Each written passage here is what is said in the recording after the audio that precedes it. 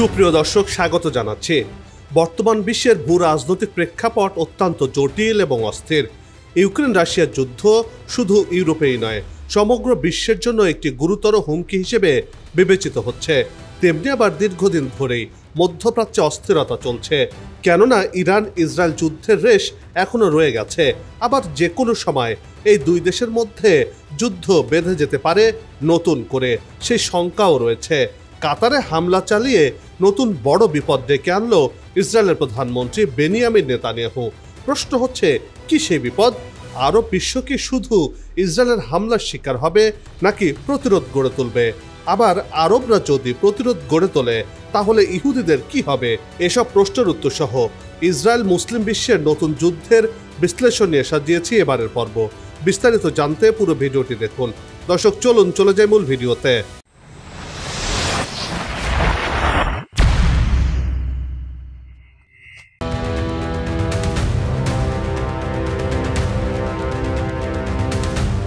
আধা বৈধ রাষ্ট্র ইসরায়েল ফিলিস্তিন দখলের জন্য মরিয়া হয়ে লেগেছে। দেশটির নিরীহ মানুষদেরকে একের পর এক নিধন করে চলেছে, অথচ বিশ্বের পরাশক্তিরা এ নিয়ে কোনো ধরনের কথা বলছে না।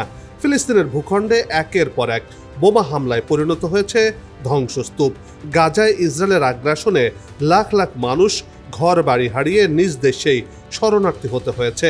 অন্যদিকে খাদ্য সংকট, শিবিরে হামলা চালানোর মতো ঘটনা আন্তর্জাতিক অঙ্গনে আলোচনার কেন্দ্রে উঠে এসেছে।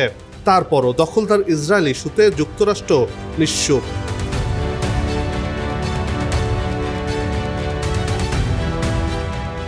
এমন পরিস্থিতির মাঝেই নতুন করে সম্প্রতি কাতারে হামলা চালিয়ে বসে মধ্যপ্রাচ্যের বিস্ফোরা ইসরায়েল।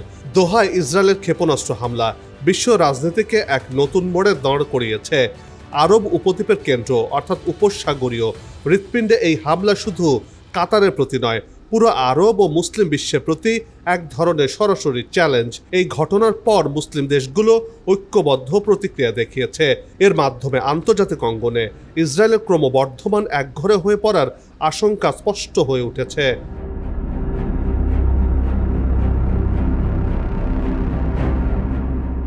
দোহা দীর্ঘদিন ধরে মধ্যপ্রাচ্যের কূটনীতির এক গুরুত্বপূর্ণ কেন্দ্র।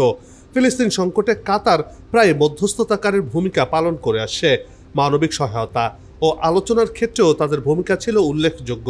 সেই শহরের উপর ইসরায়েলের সরাসরি ক্ষেপণাস্ত্র হামলা নিছক সামরিক আক্রমণ নয়, এটি এক ধরনের বার্তাও বহন করে। প্রথমত, ইসরায়েল দেখাতে চাইছে যে তারা শুধু গাজা বা লেবানন নয়, প্রয়োজনে উপসাগরীয় অঞ্চলের গভীরেও প্রবেশ করে হামলা চালাতে পারে। দ্বিতীয়ত, ফিলিস্তিন ইস্যুকে কেন্দ্র করে কাতারের ভূমিকাকে ইসরায়েল দুর্বল করতে চায়, আগামীতে যাতে করে দোহা এ ধরনের কোনো পদক্ষেপ না নেয়।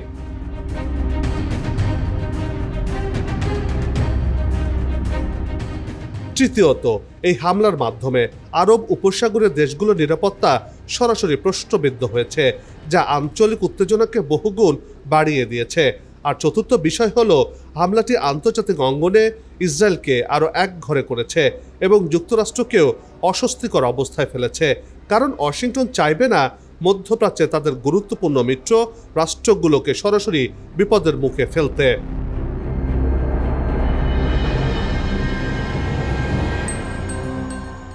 মিশর আন্তর্জাতিক আইন লঙ্ঘনের অভিযোগ তুলে সতর্ক করেছে যে এর ফলে আঞ্চলিক স্থিতিশীলতার জন্য ভয়াবহ হতে পারে। ইরান সরাসরি সামরিক প্রতিরোধের ডাক দিয়ে নতুন আঞ্চলিক জোট গঠনের ইঙ্গিত দিয়েছে। আর পাকিস্তান বহুজাতিক মুসলিম প্রতিরক্ষা বাহিনী গঠনের প্রস্তাব দিয়ে ঐক্যের বিষয়টি আরও জোরালো করেছে। জনগণের প্রতিক্রিয়া ছিল বিস্ফোরক। কায়রো, ইস্তাম্বুল, আম্মান, করাচি ও জাকার্তার মতো শহরে লাখ লাখ মানুষ রাস্তায় নেমে এসেছে। বিক্ষোভকারীরা শুধু গাজা নয়, দোহা হামলা নিন্দায় সরব হয়েছে এবং মুসলিম রাষ্ট্রগুলোর ঐক্যবদ্ধ প্রতিরোধের দাবি তুলেছে।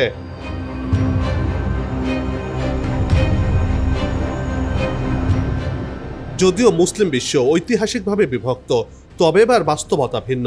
কারণ সরাসরি আক্রমণ ঘটেছে উপসাগরীয় আরব রাষ্ট্রে। জনগণের ক্ষোভ উপেক্ষা করলে বহু দেশের অভ্যন্তরীণ রাজনৈতিক অস্থিরতা তৈরি হওয়ার আশঙ্কা রয়েছে। ফলে আরব শাসকরা চাইছেন বা না চাইছেন, ঐক্যের পথে কিছুটা হলেও এগোতে বাধ্য হচ্ছেন তারা।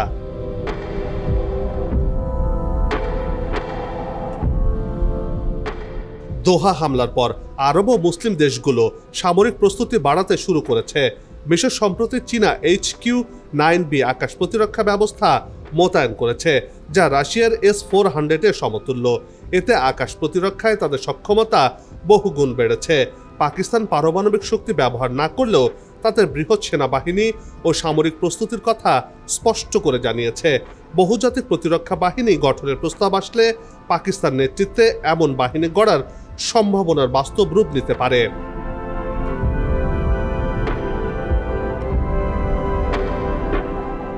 সৌদি আরব ও সংযুক্ত আরব আমিরাত শুরুতে সতর্ক অবস্থানে থাকলেও কাতারের ওপর হামলার পর প্রতিরক্ষা সহযোগিতা জোরদার করছে। আঞ্চলিক জোট হিসেবে জিসিসির ভেতর নতুন প্রতিরক্ষা চুক্তির কথা আলোচনা হচ্ছে। মুসলিম বিশ্বের একমাত্র পরমাণু শক্তিধর দেশ পাকিস্তানের সাথে সৌদি আরব সামরিক চুক্তিও করেছে। এতে করে মুসলিম দেশগুলো এক সুতায় গেঁথে যাওয়ার পথে আরও এক ধাপ এগিয়েছে। এবার বিশ্বকে জানান দিচ্ছে মুসলিমদের নতুন শক্তির কথা।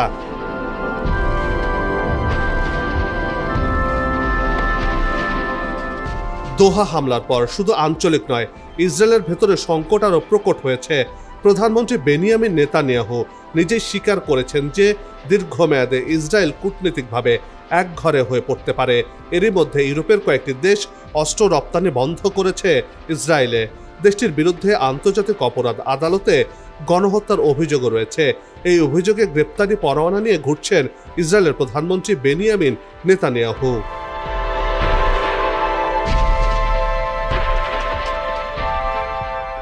সেই সাথে আন্তর্জাতিকভাবেও ইসরায়েল বেশ চাপে রয়েছে।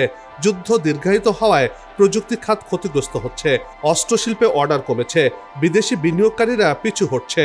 এরই মধ্যে ইসরায়েলের বড় বাজার লুক্সেমবার্গও সরে যাচ্ছে। দেশটি ঘোষণা করেছে আগামীতে ইসরায়েল ফিলিস্তিনে নির্যাতন বন্ধ না করলে ইসরায়েলের সাথে সব ধরনের বাণিজ্যিক কার্যক্রম বন্ধ করে দেবে। আর যদি বিশ্বের সবচেয়ে ধনী দেশটি ইসরায়েলের সাথে ব্যবসা বন্ধ করে দেয়, তাহলে ইউরোপের ব্যবসা বাণিজ্যের দুয়ারও বন্ধ হবে ইসরায়েলের জন্য, যা দেশটিকে অর্থনৈতিকভাবে পঙ্গু করে দেবে। রাজনৈতিকভাবে দেশ জুড়ে বিভক্ত বাড়ছে, যুদ্ধবিরোধী আন্দোলন জোরদার হচ্ছে এবং নেতানিয়াহুর জনপ্রিয়তা কমছে। এর মাধ্যমে বড় বিপাকেই পড়েছেন যুদ্ধবাজ নেতানিয়াহু।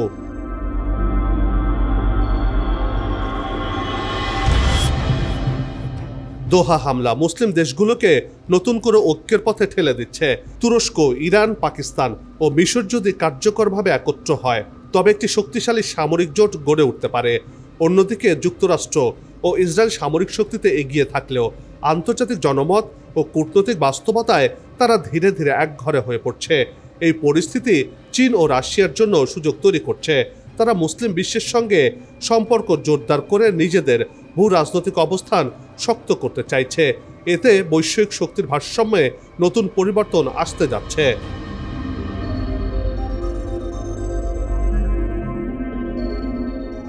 দোহা হামলা ইসরায়েল ফিলিস্তিন যুদ্ধকে নতুন এক স্তরে নিয়ে গেছে। এটি আর শুধু গাজার ভেতরে সীমাবদ্ধ নেই, গোটা আরব মুসলিম বিশ্ব ও আন্তর্জাতিক কূটনৈতিক অঙ্গনের কেন্দ্রীয় ইস্যুতে পরিণত হয়েছে। মুসলিম রাষ্ট্রগুলো এখন ঐক্যের ডাক দিচ্ছে, প্রতিরক্ষা জোটের প্রস্তাব উঠছে, আর আন্তর্জাতিক মহলে ইসরায়েল ক্রমশ বিচ্ছিন্ন হয়ে পড়ছে।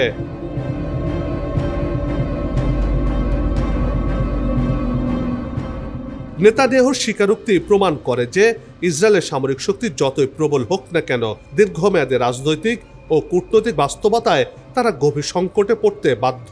দোহা হামলা সেই সংকটকে আরও তীব্র করেছে এবং মুসলিম বিশ্বের ঐক্যের সম্ভাবনাকে আগের যে কোনো সময়ের তুলনায় বাস্তব রূপ দেওয়ার দিকে এগিয়ে নিয়েছে।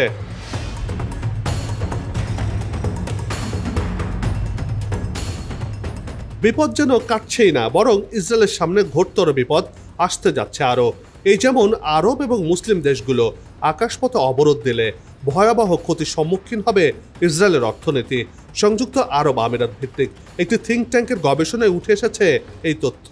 গবেষণাটি করেছে অর্থনৈতিক, রাজনৈতিক এবং নিরাপত্তা বিষয়ক গবেষণা সংস্থা আল হাফতুর রিসার্চ সেন্টার।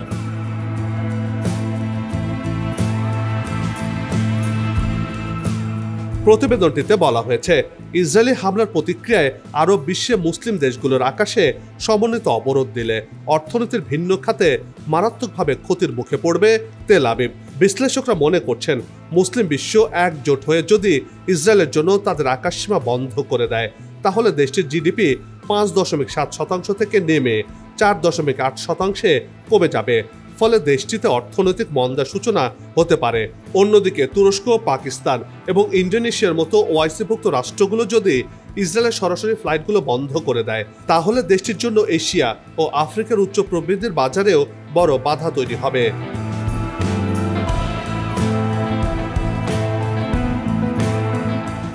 এসব দেশের আকাশসীমা বন্ধ হয়ে গেলে ইসরায়েলি এয়ার পরিবহনগুলোকে 4 থেকে 6 ঘন্টা অতিরিক্ত সময় গুনতে হবে।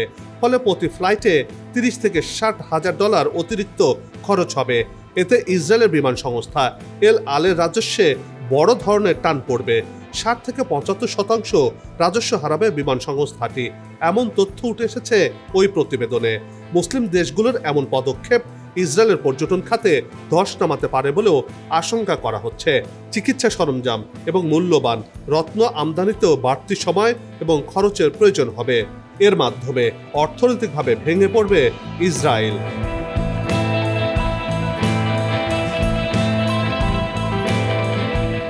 এমন চাপে পড়লে ইসরায়েলের সঙ্গে অন্যান্য দেশগুলোর চুক্তিও বাতিল হতে পারে এবং তেল আবিব ভিত্তিক গবেষণা এবং উন্নয়ন উদ্যোগও ব্যাহত হতে পারে।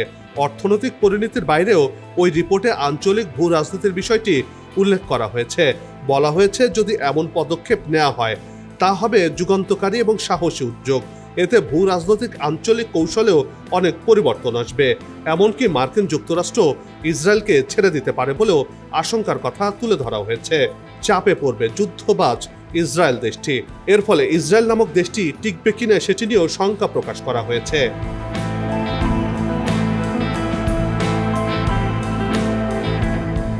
এখানে আরেকটি বিষয় লক্ষণীয়, আর তা হলো কাতার সহ অন্যান্য উপসাগরের দেশগুলোর সঙ্গে যুক্তরাষ্ট্রের ঘনিষ্ঠ প্রতিরক্ষা এবং কূটনৈতিক সম্পর্ক রয়েছে। কাতারে যুক্তরাষ্ট্রের 8,000-এর বেশি সৈন্য থাকা সত্ত্বেও সেখানে ইসরায়েলকে হামলা থেকে বিরত রাখতে ব্যর্থ হয়েছে ওয়াশিংটন। ফলে যুক্তরাষ্ট্রের সঙ্গে উপসাগরের দেশগুলোর কৌশলগত অংশীদারিত্ব এখন প্রশ্নের মুখে পড়েছে। মুসলিম সংখ্যাগরিষ্ঠ রাষ্ট্র এবং আরব দেশগুলো যদি ইসরায়েলকে লক্ষ্য করে আকাশসীমা বন্ধের সিদ্ধান্ত নেয় তাহলে তা মধ্যপ্রাচ্য তথা গোটা অঞ্চলের জন্য নতুন প্রতিরক্ষা কৌশলের দ্বার উন্মোচন করবে।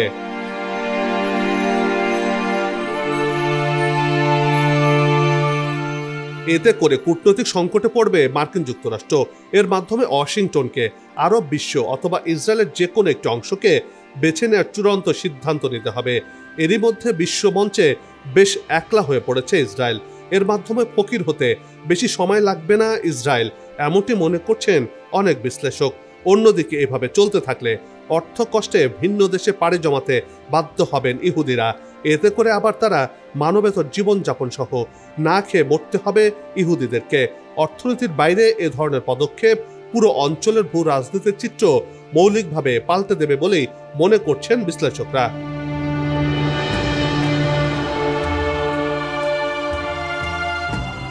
বন্ধ হোক যুদ্ধ, বিগ্রহ, হানাহানি, শান্তিময় হোক বিশ্ব, এমন প্রত্যাশা রেখে এই পর্ব থেকে বিদায় নিচ্ছে। তবে যাবার আগে সে একই অনুরোধ, যেখানে সেখানে ময়লা আবর্জনা ফেলবেন না, পরিবেশের ক্ষতি করবেন না, অযথা হর্ন বাজাবেন না। আপনার দেশের সৌন্দর্য রক্ষায় পোস্টার লাগানো থেকে বিরত থাকুন। যদি চ্যানেলটিতে নতুন হয়ে থাকেন, ভিডিওটি ভালো লাগে তাহলে চ্যানেলটি সাবস্ক্রাইব করে ভালোবাসায় আবদ্ধ করবেন। ভালো লাগা না লাগার বিষয়টি কমেন্টে লিখে জানাবেন। কি ধরনের ভিডিও দেখতে চান তাও জানানোর অনুরোধ রইল। আবারও হাজির হব নতুন কোনো খবর আর তার বিশ্লেষণ নিয়ে।